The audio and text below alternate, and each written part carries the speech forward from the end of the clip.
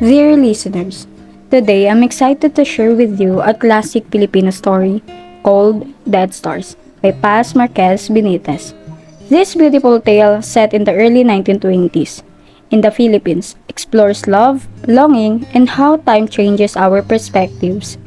Imagine, we're going back in time to an era where stars in the night sky hold special meaning behind their twinkle lights. Our story focuses on Alfredo Salazar, a young lawyer who's engaged to be married but becomes conflicted when he encounters Julia Salas, an old love from his past.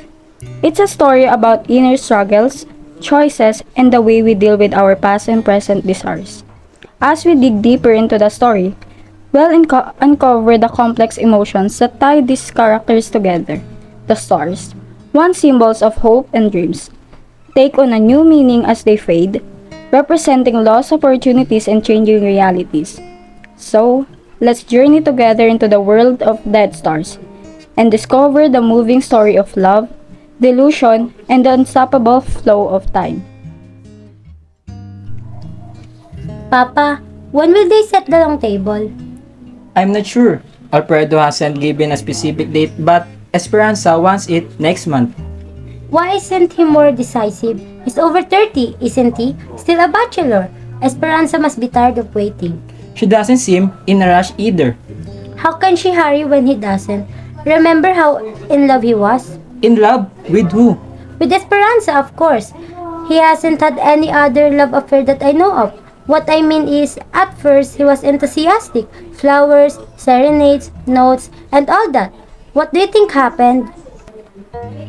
I suppose long-age couples are like that, passionate at first, cooler over time. One evening 6 weeks ago, while Alfredo is busy with paperwork, his father comes to fetch him. Alfredo busy with paperwork. Let's visit Mr. Delval house. But I have to finish this. A bit of relaxation is good, and a judge goodwill is valuable for a young lawyer. Alfredo leaves his work and they both walk to Judge Delval's house. Julia opens the door. Good evening, is Judge Delvalom. Yes, he is. I'd like to introduce myself and my son. I'm Don Julian and this is Alfredo. We are your neighbors. Nice to meet you. I'm Julia. Please have a seat. I'll get my brother. Make yourselves at home. Thank you, Miss Delval. A few minutes later, Judge Delval and Julia join them. Ah, what a pleasant surprise, Mr. Salazar. Good evening, Mr. Delval. I hope we're not interrupting. Not at all. This is my son, Alfredo. Ah, the lawyer, I presume. Yes, I am. Would you mind if we play chess while we chat? I feel like a game of logic. I would like to. Excuse us, please. Oh, yes. Don Julian and Judge Delval played chess together. Would you like a drink? A bottle of beer, perhaps. That will be nice. Adela, could you fetch us 2 bottles, please? A few minutes later, Doña Adela brings the bottles. This is my wife, Doña Adela, Julia's sister. Hello, Mrs. Delval. I'm Don Julian. Don Julian invites Judge Delval, Doña Adela, Carmen, and her 4 children, Julia and Alfredo, to spend Sunday afternoon before Holy Week at Tanda, a beach house they own. Alfredo sees Julia near the beach and approaches her. I hope you're enjoying this. Very much. It feels like home to me. Except we don't have such a lovely beach. The afternoon feels short, doesn't it? This may be the last time we can visit. The last? Why? I'm going home. When? Tomorrow. I received a letter from my parents. They want me for Holy Week. Can't I come to say goodbye? You don't need to. But I want to. There's no time. This place feels so far from home. Almost like another life. I know. This is elsewhere, and yet I can't let go of the past, the mistakes, the baggage. They hold hands, but Julia doesn't face Alfredo. That's unfortunate goodbye.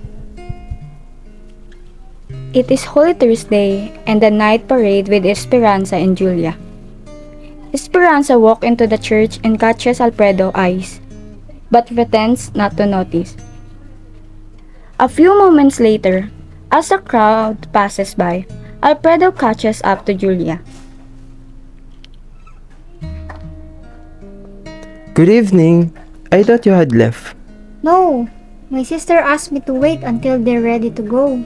Is the judge leaving? Yes. Julia, I'd like to congratulate you. For what? For your upcoming wedding. I should have offered congratulations sooner, but visitors are slow to catch up on news. Are weddings interesting to you? When they involve friends, yes. When is it going to be? In May. May is said to be a month of happiness. Will you come? Why not? There's no reason not to, so will you? If you ask me, Then I ask you.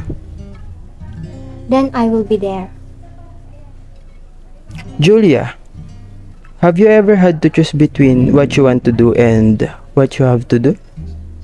No, I thought maybe you'd had such an experience.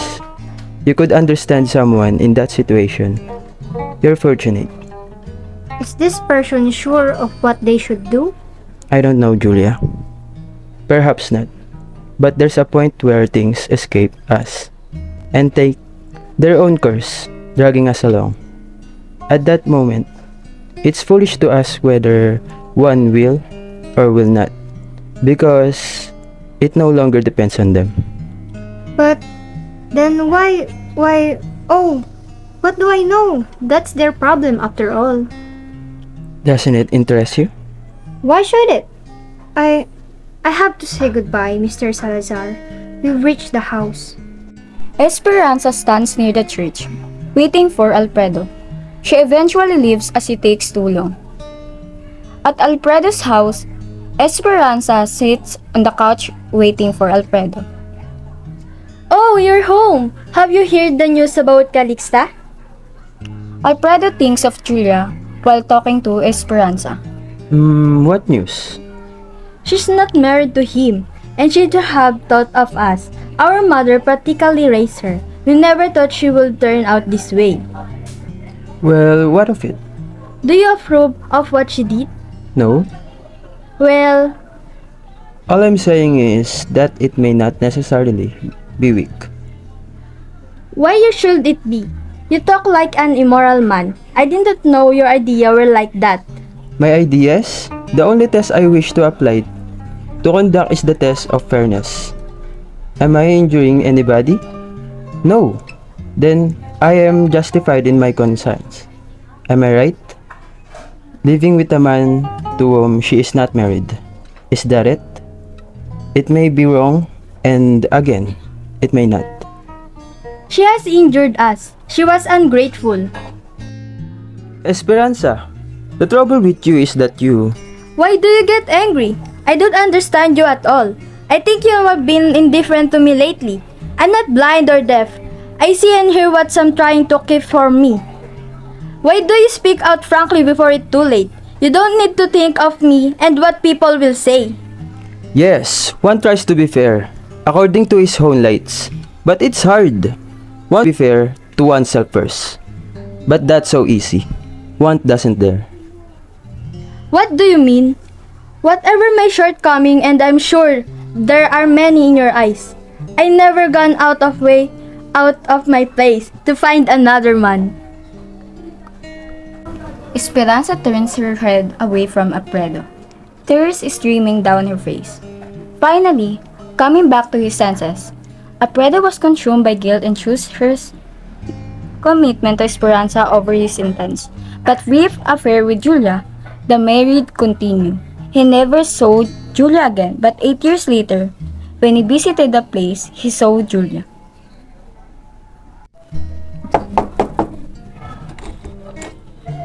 Oh, Alfredo! What a surprise! Are you in town? I'm here for some business. Won't you come up? After a few conversations, upon seeing Julia Salas once more, Alfredo realized how different his life would have been. How he has been pining over a love that never came to be, and has been thinking about it for years only, to find out that the love no longer exists.